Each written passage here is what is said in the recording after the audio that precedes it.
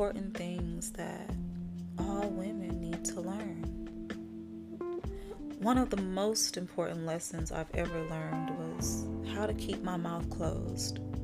There are things that do not need to be said to people who you don't know, and there is a time and a place to speak about certain topics. You're not always going to be the victim, and clinging to victimhood is annoying.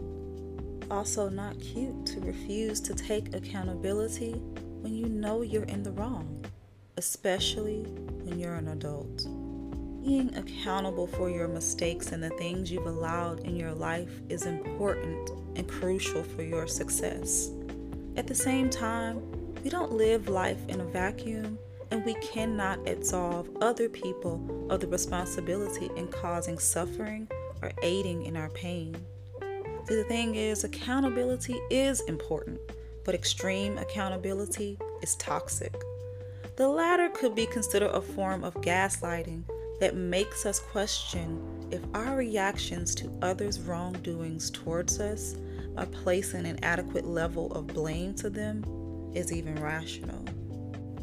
You can still learn from the past experiences of hurt others have caused towards you to try to act accordingly in lieu of your well-being in the future and heal from it without internalizing a toxic sense of accountability that should be attributed to others and not to yourself.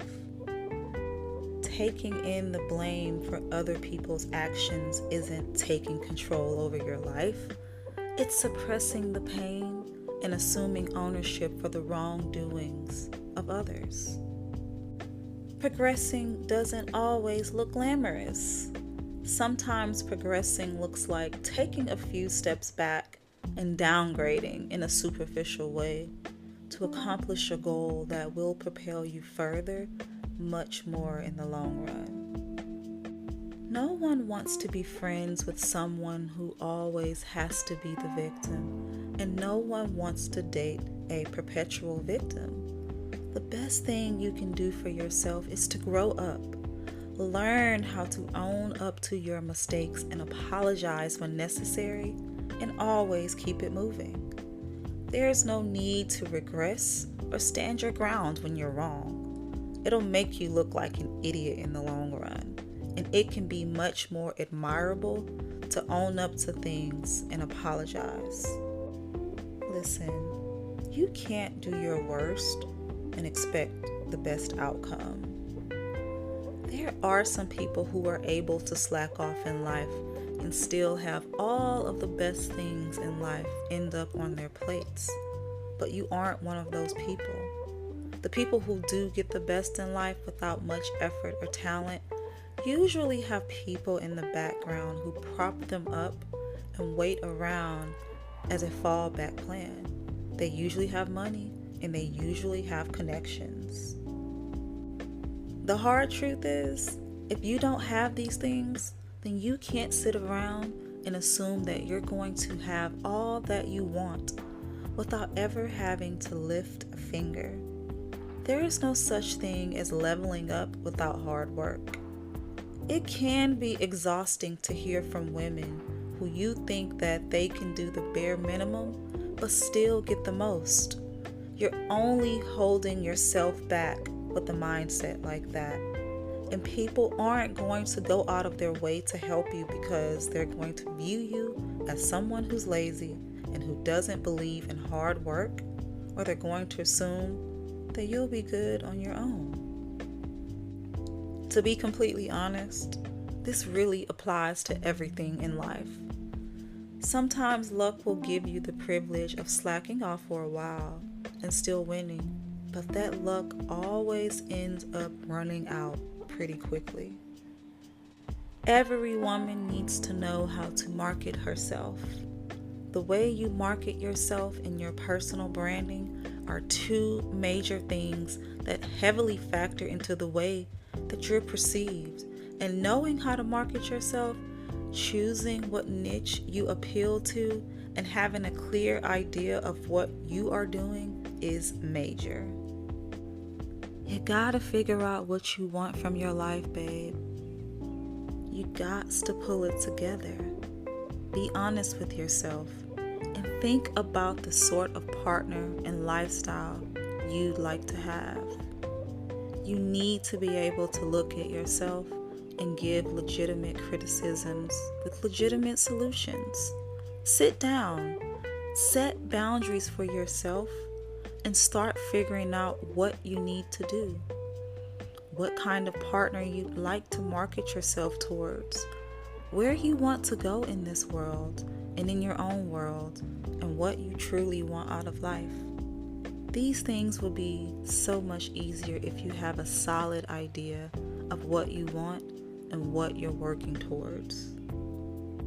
Now, I know that it feels good to hear these things and to think about these things, but you need to put it all into action as soon as you can. All good plans include action. You can sit online and grow for as long as you want and still end up with nothing because you were unable to actually put any of your plans into action.